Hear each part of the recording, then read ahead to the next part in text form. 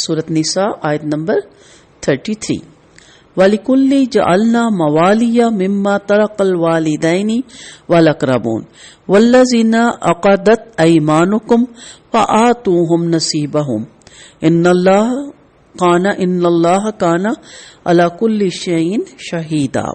اور ہم نے اس ترکے میں جو والدین اور زیادہ قربت والے چھوڑ جائیں ہر ایک کے وارث مقرر کر دیے ہیں، اور جن لوگوں کو تمہارے عہد و پیمان نے باندھ رکھا ہے انہیں ان کا حصہ دو، بے شک اللہ ہمیشہ سے ہر چیز پر حاضر ہے. وَلِكُلِّ جَعَلْنَا مَوَالِيَ. اس آیت کریمہ کے پہلے حصے میں اللہ تعالیٰ نے یہ خبر دی کہ مرد ہو یا عورت ہر ایک کے ورثہ اور رشتہ دار ہوتے ہیں جو ان کے مرنے کے بعد اس کے وارث بنتے ہیں. آیت کے دوسرے حصے میں وَالَّذِينَ عَقَدَتْ أَيْمَانُكُمْ فَآتُوهُمْ نَصِيبَهُمْ کا مفہوم یہ ہے کہ تم نے جو حلف یا معاہدہ کسی کے ساتھ کیا ہو تو اس کا حصہ اسے دے دو.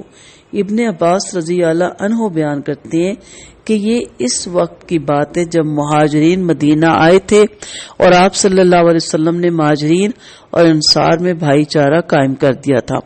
انصاری کا وارث اس کے رشتہ داروں کے بجائے مہاجر ہوتا تھا. پھر جب یہ آیت نازل ہوئی وَلِكُلِّ جَعَلْنَا مَوَالِيَ تو وہ وراثت جو مہاجرین اور انصار کے درمیان قائم کی گئی تھی منسوخ ہوگی. پھر وَالَّذِينَ عَقَدَتْ أَيْمَانُكُمْ سے مراد ہے کہ نصرت، اعانت اور نصیحت کی صورت میں انہیں ان کا حصہ دو کیونکہ میراث سے ان کا تعلق ختم ہو گیا.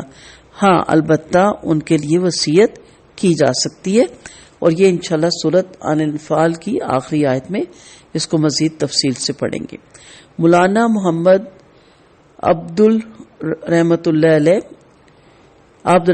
علیہ کہتے ہیں کہ آیت میں موالیہ سے مراد عصبہ ہیں، اور عصبہ کی وراثت میں الاقربو فالاقربو کا اصول مقرر ہے، یعنی اول سب سے قریبی، پھر دوسرا، اور ایک اور حدیث میں بھی یہ الفاظ ملتے ہیں اصحاب فروز سے جو کچھ بچ جائے گا وہ اصحاب میں سے اس شخص کو ملے گا جو میت کے مردوں میں سب سے زیادہ قریب ہوگا، اور اس پر علماء کا اجماع بھی ہو چکا ہے.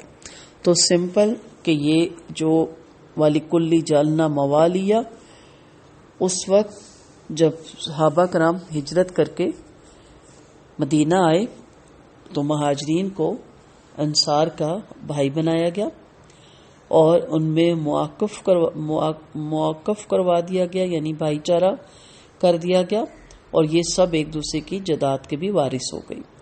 اور پھر آیت آئی جب وراثت کے قانون کی آیتیں نازل ہو گئی تو پھر ان کا جو وراثت میں ہے حصہ ختم کر دیا گیا، اور اب وارث ورثہ اور رشتہ دار ہی وراثت کے حصے دار ہوں گے.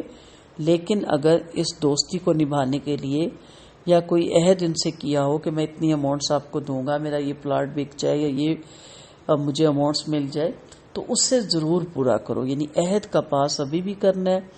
دوستوں کے ساتھ ایسے بھی کسی کے ساتھ بھی آپ نے عہد کیا ہوا ہے، کسی اونرز کے ساتھ، کسی مدارس کے اونر کے ساتھ یا مسجد کے اونر کے ساتھ کہ جی میرا یہ پیسے آ جائیں تو میں اتنا دوں گا، تو اس عہد کو آپ پورا کریں. اب وہ جو آپس میں وراثت ایک دوسرے کو دے سکتے تھے وہ جو چیز ہے وہ اس میں جو ہے منسوخ ہو چکی ہے. اب رشتہ دار ہی وارث بنیں گے، کوئی غیر جو رشتہ دار نہیں ہے اب وہ وارث نہیں بن سکتا. وآخر دعوانا ان الحمد للہ رب العالمین.